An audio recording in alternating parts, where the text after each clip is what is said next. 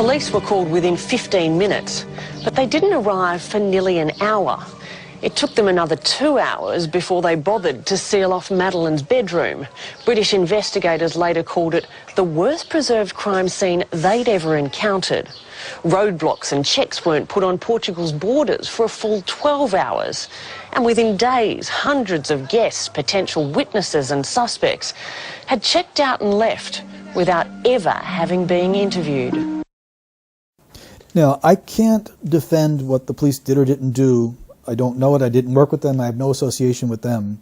But I do ask your viewing audience to consider that it is very possible that the initial investigators didn't believe they needed to do any of those things. Yeah. I'd like you to consider this.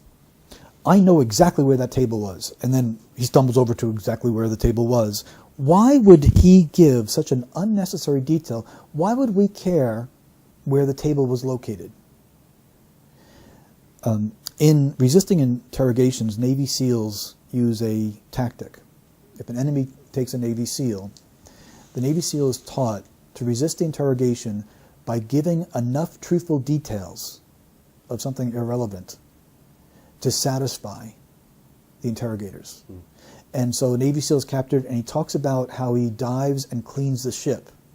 And he gives such details that the interrogators think this idiot is someone's job is just to clean the ship, and he's going on and on about every detail of how he does it and how long he's underwater, what tools he uses. Nothing to find here. Jerry shows a stronger or a more efficient level of sophistication and deception in this manner. This is, in fact, what you had mentioned earlier in your question. This is a form of diversion. He is safely going in to describe a table, because that's a safe thing to say. We call this leakage. He knows what happens, or I'll say it this way. The brain knows what happened. He now has to go into the brain and talk about what happened, but not give it away. It's really difficult because he might choose some of the wrong words by accident. So he focuses on a table, and then he stumbles on it because it's such a ridiculous point. He's using a diversion tactic because it's necessary. So what we do is we say, well, here's a diversion tactic.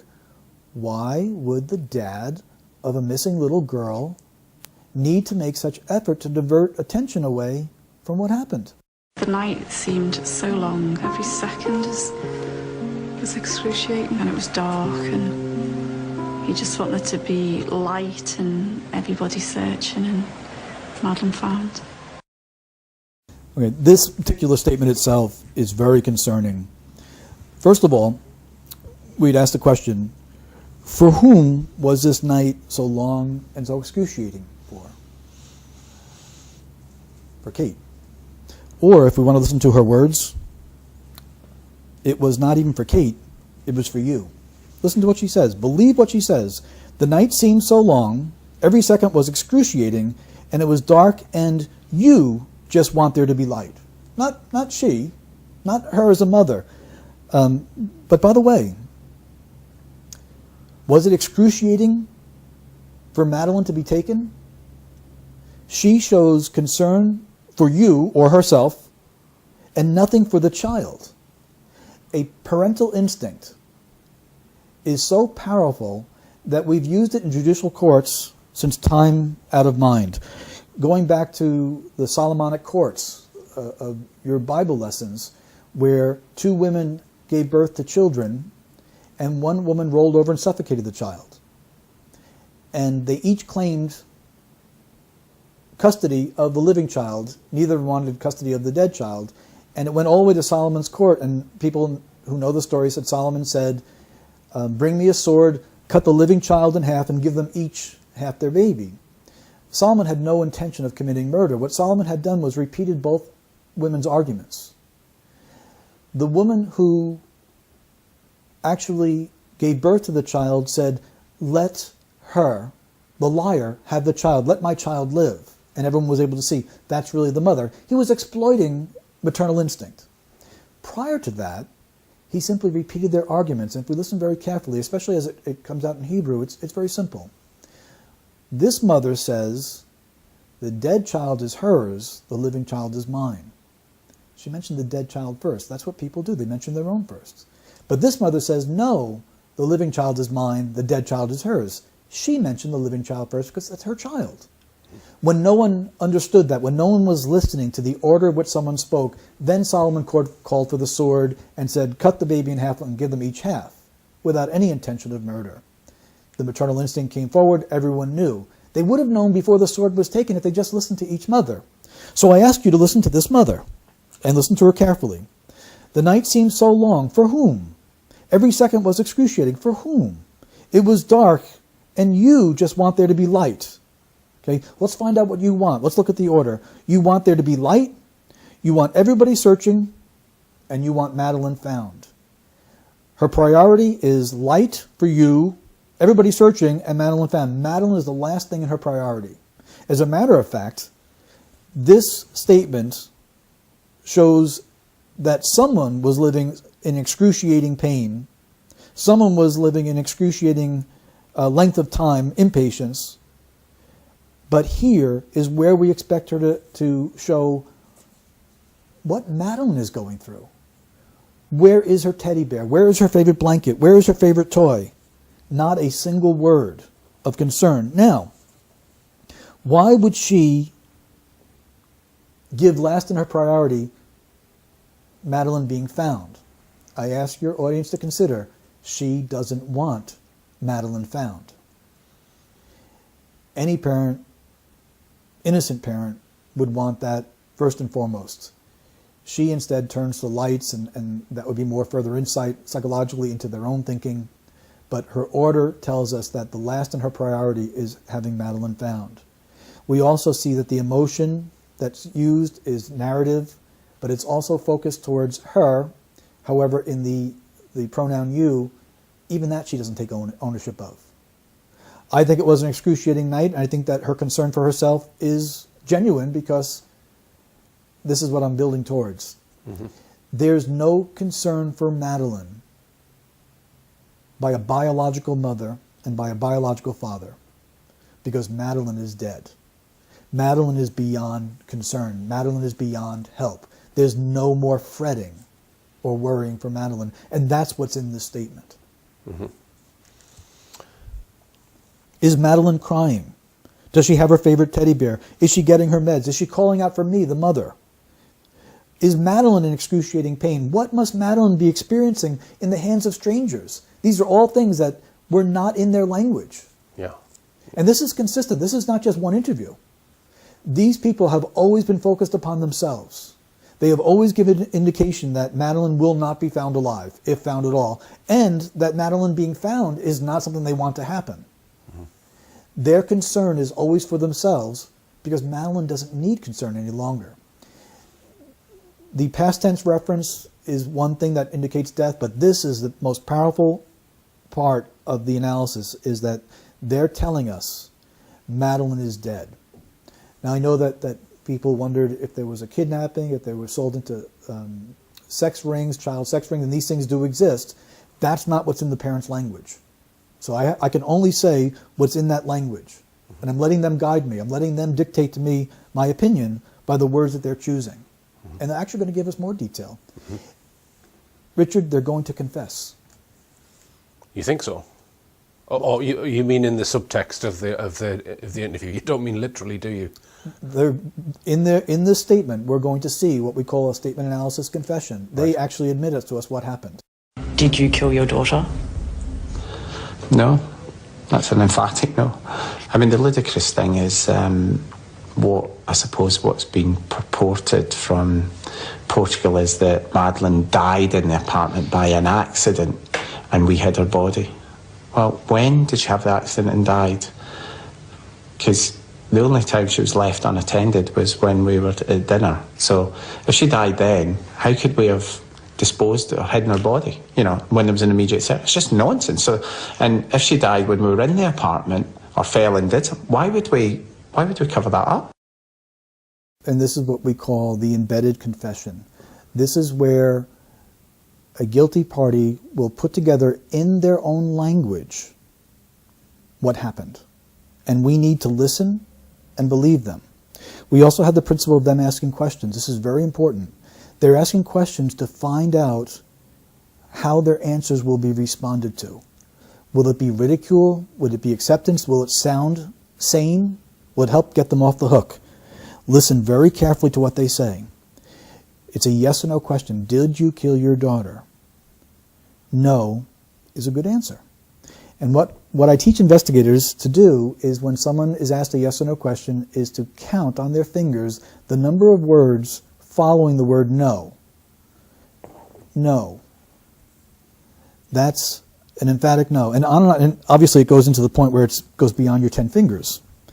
When it goes that long, very simply speaking, there is a need to persuade. So the no is not going to stand on itself. If he said, no, I didn't kill my daughter and I'm telling you the truth, this would be something very strong. And we'd have to ask about her. And we'd also have to ask, did something cause your daughter's death? That sort of thing. But here, no, that's an emphatic no. The first thing we know about his denial is that his denial, from his perspective, needs some help. It's weak. That's an emphatic no. So the first thing is no, okay, an emphatic no. My no needs emphasis. Why does it need to be emphasis? Is one. I mean, the ludicrous thing is what I suppose what's been purported from Portugal is that Madeline died in the apartment by accident and we hid her body. Okay. What he tells us here is Madeline died in the apartment, his words, by an accident, which would support the pronoun we that we heard between mother and child, and we hid her body. I believe him. The reason I say this is an embedded confession is because he is not entering any other language. He's not quoting anyone. For instance, if I said, well, you said that I killed her, that's not an embedded confession because I'm actually quoting you. Here, he's not only is he not quoting anyone, he's only saying what's been purported, not even an accusation. And we need to be listening to him. This now tells me, as an analyst, Madeline died in the apartment. So I know from their language thus far that Madeline is not alive. They are in need of an alibi. The death was not intended, and the location of the death is in the apartment. And again, by accident. And then I know something else now. I know that we hid the body. Jerry and his wife, the two McCann's together, they worked together to hide her body. Then he goes into questions, and this is where guilty parties are looking to see what a response is. They're disguised as rhetorical questions, but they want to see what people respond to them as. This takes place even in the interview process. Well, when did she have the accident and died? Okay, what they want to know is, do people know the exact time of death? Because the only time she was left unattended is not the only time we left her. He's now removing himself from that. Left unattended is passive. Was when we, which shows unity between him and his wife, were at dinner. So if she died then, which this is, we call this an allowance. The father of a missing child is allowing for a scenario that denial will not allow. There's no natural denial. He's saying if she died, then, not even if she was dead, which is itself a red flag, but now about a specific time. How could we have disposed, hidden her body? The word disposed and then hidden, the change there, actually shows respect for Madeline. It's a softer terminology. Not dump the body, and he even changes dispose, a self-correction, from disposed to hidden. He now tells us that they didn't dispose the body, they actually hid it. This is why, and this confirms the priority. We want there to be light. We want there to be searching. By the way, we also want them to find Madeline. But it's last on my list of priorities. So I now know that Madeline is dead. Madeline died in the apartment. And listen to his questions. When did we do this? How did we do this? You know, when there's an immediate It's just nonsense, self-censoring again. And if she died when we were in the apartment or fell and died, why would we cover that up? Okay, that's the most important question he asks. So he now introduces something else that may have happened. Madeleine fell. I am concerned and remain concerned that Madeleine may have been drugged in any way, shape, or form, whether it be nighttime cough syrup or something more, so that these people could go and have their dinner and their party and get their break and all that, that Madeleine awoke and fell and got injured, and the injury was beyond. Yeah. Can I just interject with a question, Peter? Sure. When he's saying,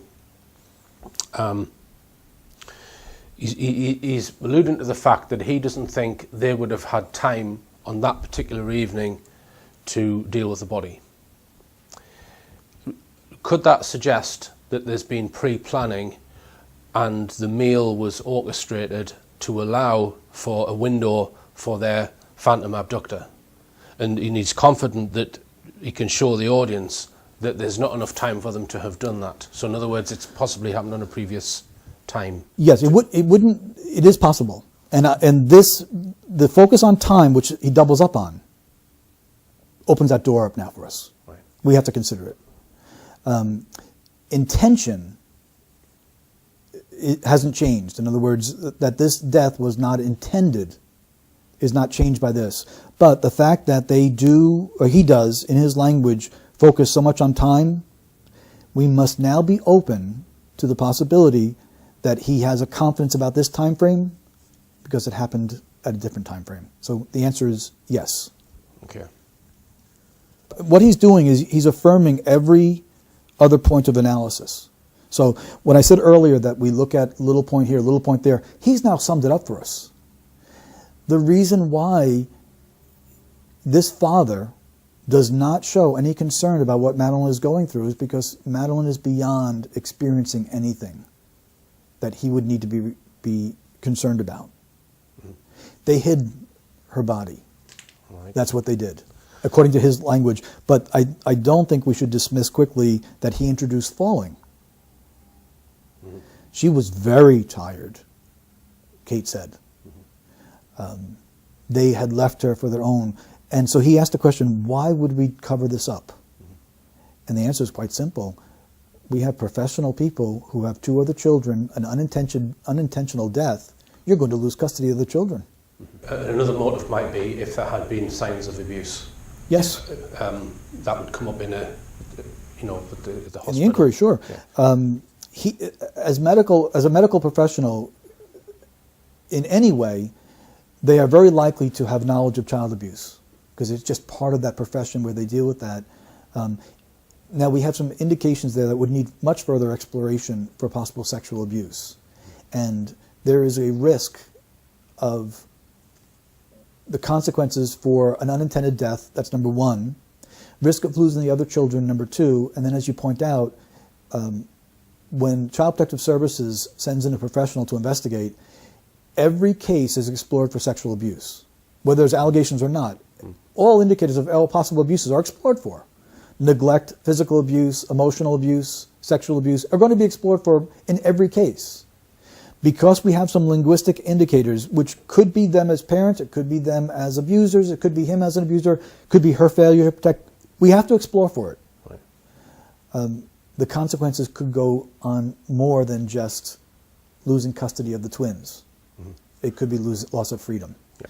When a guilty person asks questions, they're floating out alibis, they're looking to see what sounds plausible.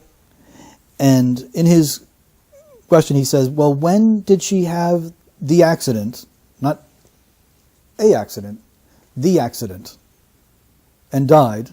The only time she was left unattended was when we were at dinner, so, which is establishing his alibi. If she died then, how could we have disposed of hidden her body? Now, it's interesting, when some people ask questions like that, they don't always get the answers they want to hear. We had here in the United States a baseball player who was accused of using performance-enhancing drugs named Roger Clemens. And under oath he said if I have all these performance-enhancing drugs, it would mean that someone supplied them. Who is this? Who supplied them? I wish he would come forward. So he asked who supplied them, and then he made a wish. The man who supplied him with performance-enhancing drugs came forward and fulfilled his wish and testified against him. So by asking a question, they're trying to portray it as if it's not plausible while they're giving out information and admitting what happened. Mm-hmm. This is an embedded confession and statement analysis. This is not the quote of someone else accusing them. This is what was purported to come out from Portugal. What he's saying to you is Portugal police know. So they may make various statements, but the investigators on the ground, if we were to talk to them, the ones that first responded, they would tell you exactly what they feel about this case, and I think it would be right here, mm-hmm. that it's a cover-up. And that gets even more ludicrous, that we've obviously hidden her somewhere incredibly well, where nobody's found her. I believe what she's telling me. I believe that, first of all, the word obvious means to accept without question, and I am following it.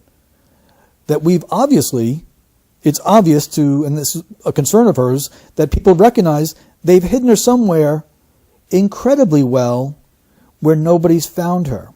Now, consider this. This is supposed to be from a mother of a missing child who is spending a lot of time defending herself, trying to ridicule the accusations, instead of pleading for her safe return and talking about what she's going through.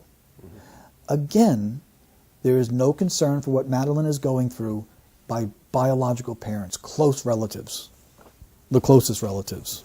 Incredibly and we had her so well that we then decided we'd move her in the car, which we hired weeks later, and it's just ridiculous. So now we have a change of language from ludicrous to ridiculous. We have a car entering her language, and the timing is not lost on us either. She now says weeks later. So if someone was concerned that the death took place at a different time, she's now saying, you've got a good idea to be concerned about that. She's playing with the time. Mm-hmm. So to narrow down the time frame to what they want us to think it is would not be a wise investigatory move. We'd have to be open to other time here. Does that include the death occurring before their stated time, the time they say Madeleine was abducted? It has to go beyond the time that they state. It has to, right. because their words are guiding, at least from my perspective as a statement analyst. They're not locking in a time frame. Mm-hmm. By choosing 3 weeks is to deliberately blur.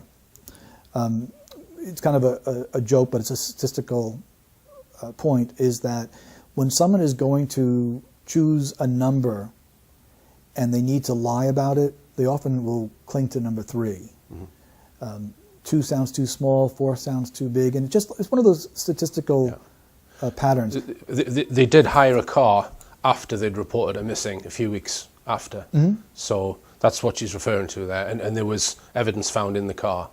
Yes. Of a cat of a dog evidence, I believe. Yep. The point being is that as she even goes to this area, she's changing the time frame for us. Right. So even if 3 is accurate, right. It's still fascinating that she is now moving the time away from what they originally said. Right. So it's sensitive to her. Right, I see. When you come back to Portugal, do you feel closer to Madeleine? And although I don't know where Madeleine is, that is the last place that, I saw her and held her, and I guess there's a part of me that still feels connected to her there. So. This was an interesting question, and I thought for an interview that I did not think very highly of, this was a fascinating question that grabbed my attention. And I think the interviewer might be probing for what we actually get here. Is her answer is important. Although I don't know where Madeleine is, no one accused you of that. So before she even gets to her emotion, she has a need to deny that she knows where Madeleine is. You know what that tells me? She knows where Madeleine is. Right. That she's actually affirming that we hid her incredibly well. These 2 smart people who were in panic mode for themselves hid her incredibly well. So although I don't know where Madeleine is, we call that the negation. She wants us to know what She doesn't know. Very sensitive. And then she uses the phrase, you know. And what we do with any type of habit of speech is we look where it comes up and where it doesn't come up. And it shows an acute awareness of the interviewer. So we notice what topics will provoke that, what topics do not provoke it. And about the location of Madeline, it provoked it. Then she says, and I think this is important, I saw her, held her. Now, in order to hold her, you have to see her. Seeing her is unnecessary. People speak that way about dead people, about dead family members. Because in order to hold her, you have to see her, unless you held a dead body. I think that when Madeline's lifeless body was carried, Kate held her. I think she's telling the truth. I think kids can be written off, missing kids can be written off too easily. You cannot do that. You cannot give up on a child. This is the mother of a missing child utterly avoiding the call to find her child, utterly avoiding the call to attention of what Madeline is suffering through. Instead, this is extreme distancing. I don't want Madeline written off, I want her found. No, kids, general, can be written off. You know, again, that awareness of the interviewer. Missing kids, no, my Madeline. Missing kids can be written off. This is someone who has well moved beyond in the grieving stage. She has well processed the information. Madeline's not coming home, and she's at peace with it now.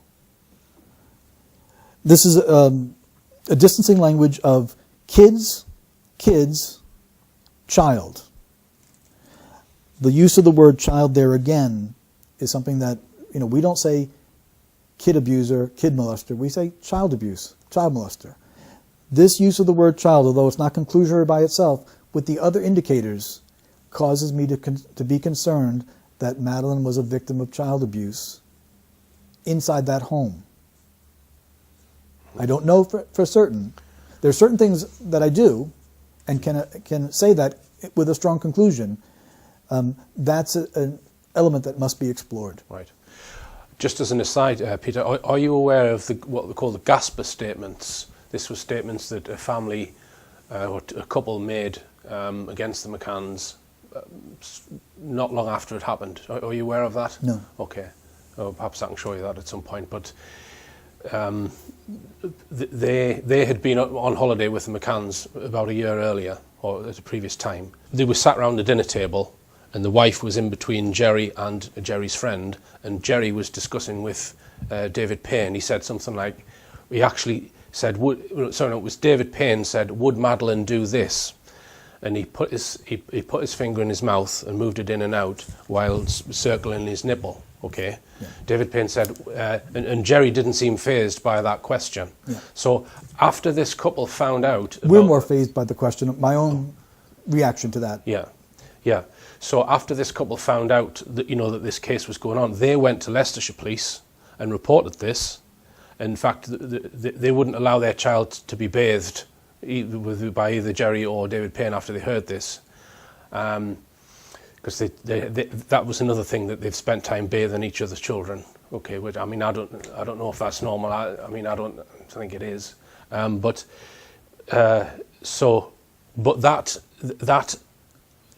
them going to report that in the UK was withheld. The British police didn't send it to the Portuguese police investigation until the lead investigator had been sacked.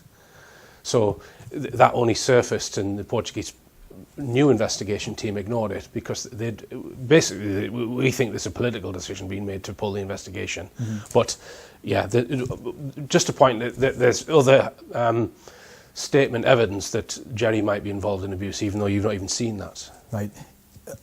The concerns are in the language, and I didn't know that. Right. But they're in the language.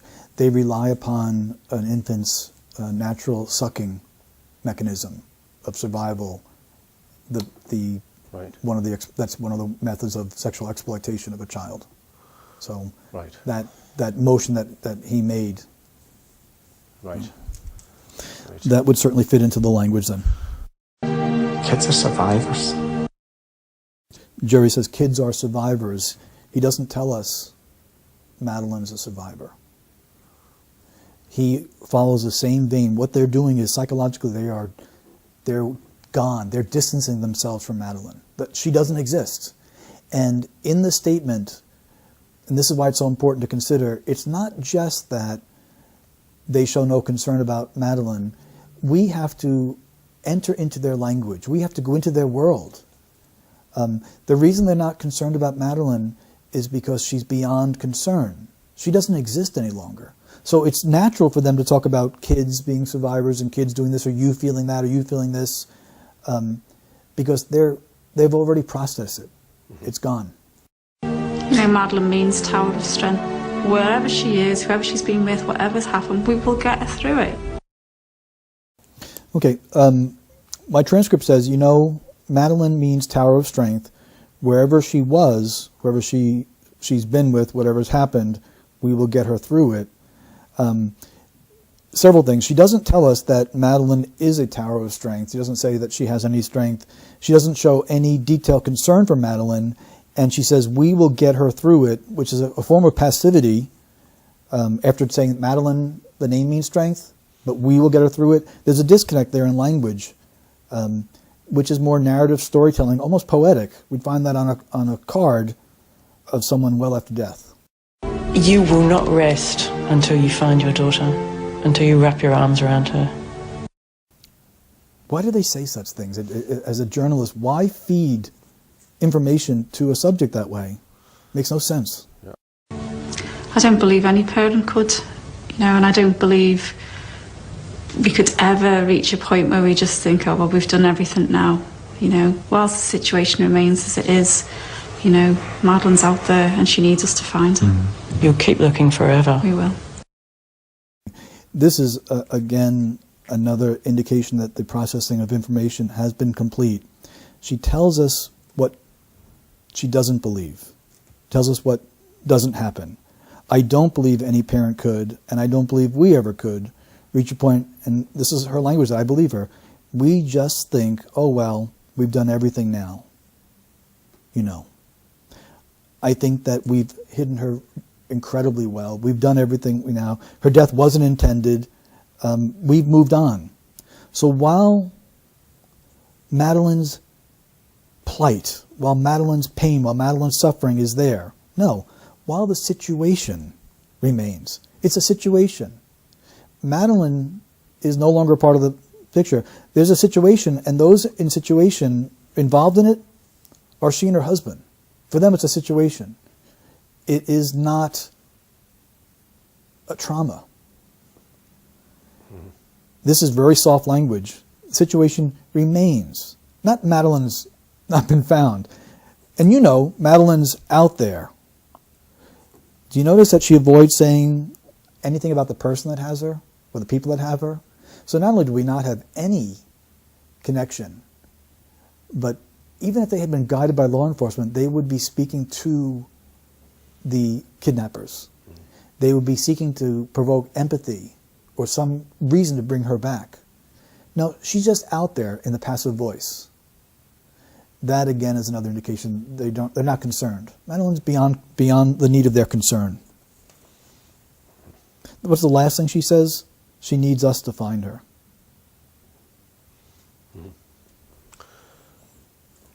You keep looking forever.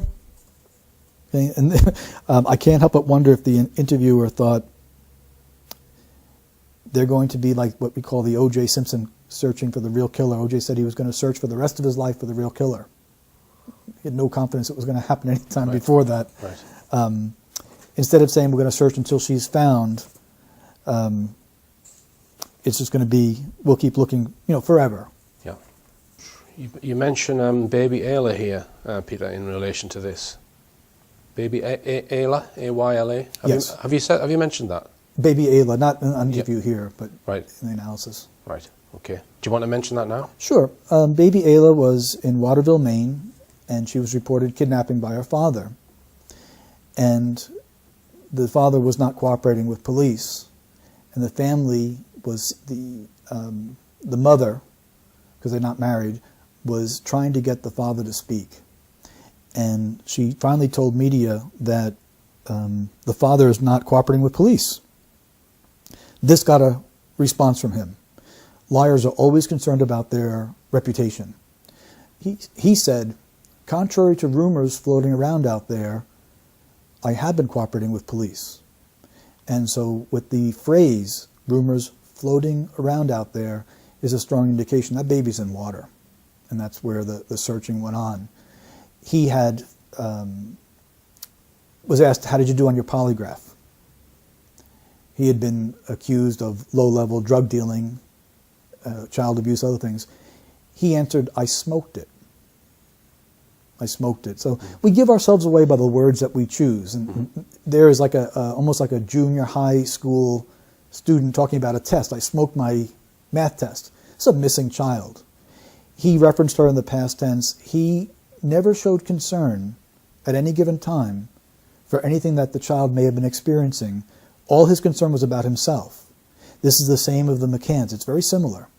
And when we listen to people and follow their language, and their concern is making sure they ridicule instead of deny any possibility of their involvement, that's what their priority is.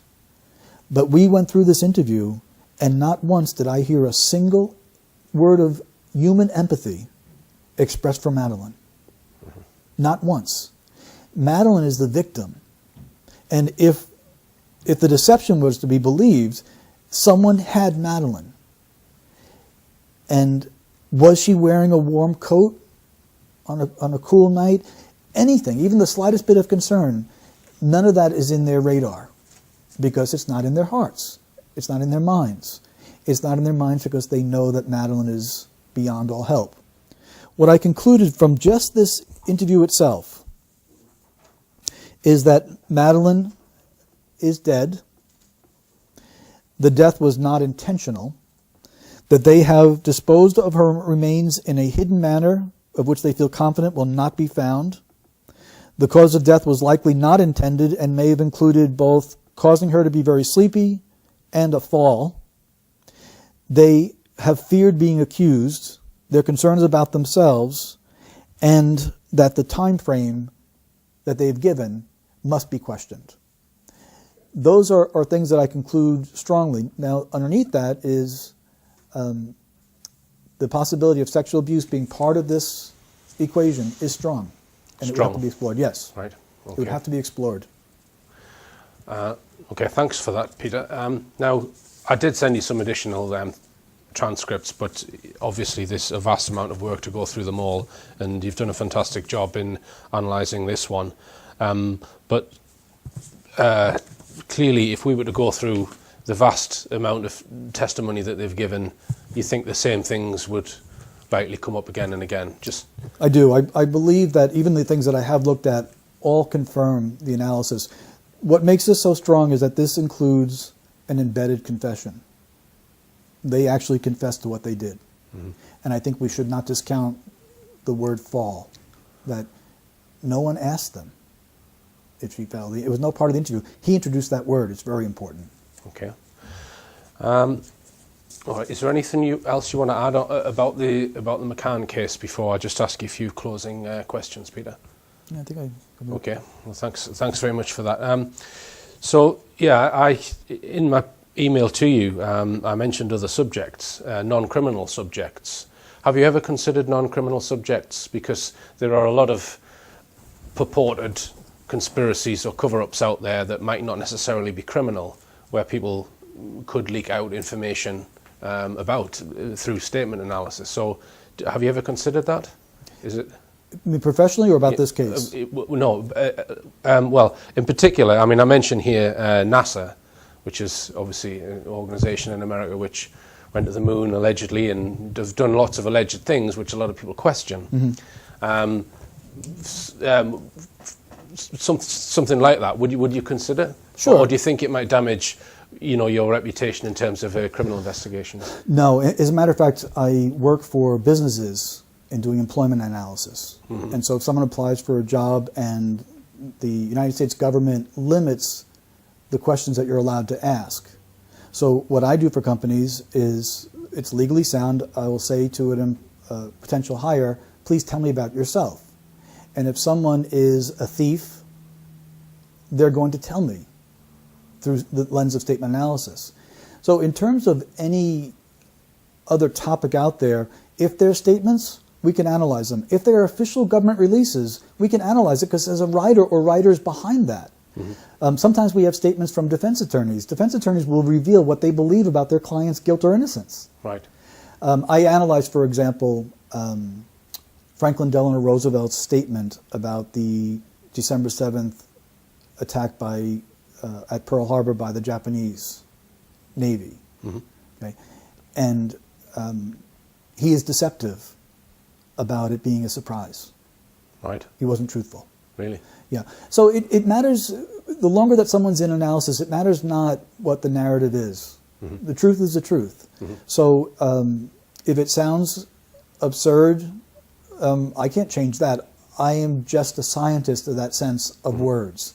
So if I look at a claim, and if the person intends to deceive, I'll pick it up. Right. Now, if the person is wrong, but they believe it, there's no deception there. Yeah. It's only their intention to deceive that I can pick up. Right. I've mentioned it in the notes here. There was a press conference in 1969 when Neil Armstrong and Buzz Aldrin allegedly came back from the moon, and it's probably about 70 minutes. And they're speaking freely. They're asked quite open questions about what they experienced, and my feeling is there's a deception going on in there, and they're not being truthful about what they've done on that mission, which I know a lot of, especially in this country, a lot of Americans. Well, there's a lot of Americans don't believe that they went to the moon. I don't know what your feelings are on it, but that would be high on my list of things for you to look at if I was going to ask you to look at other things. Yes. Okay. And it's simply look at to see if they are intending to deceive. Because in 1969, we look at the context, there is a great deal of fear between the West and the Soviets. And so there was a desire on each part to inflate their scientific knowledge to try to avoid nuclear exchange. Pretty tense times. So if one of the astronauts is speaking freely, it's very likely I can tell you if he's intending to deceive or not. Okay. Okay, all right then. And just if people watching this, Peter, want to get involved themselves and become statement analysts, what's your advice? They must have formal training. As you've seen now through this, that the information on a blog is very short, without much explanation, and without the discipline of formal training, even very intelligent people will go astray. And so maybe they will hit 70% accuracy, but the 30% misses are going to discredit not only themselves, but the science. So we have courses that they take at home, but each course comes with 12 months of support. So they never submit an errant report. You always have someone looking at your work, correcting your work, and if they're wrong, we can go right back and say, here's where it went off. Right. And so you can correct it and follow the principles. It isn't, as it's made to seem through Hollywood or now through Facebook, there are no magic truth wizards. There are no people that are just born. And Dr. Paul Ekman had studied the micro expressions of people to show how they reveal their emotions by slowing down the video frame by frame. And what that led to was lots of people taking this training of trying to spot that.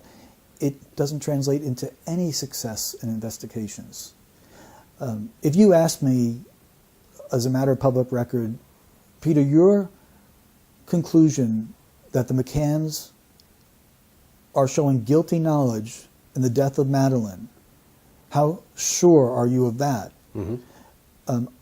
I am able to answer that knowing that my career is looked at and say, I'm certain. Okay. All right, and Peter, well, I'd just like to thank you very much indeed, and it's been a pleasure to have met you. Thank you. Thank you.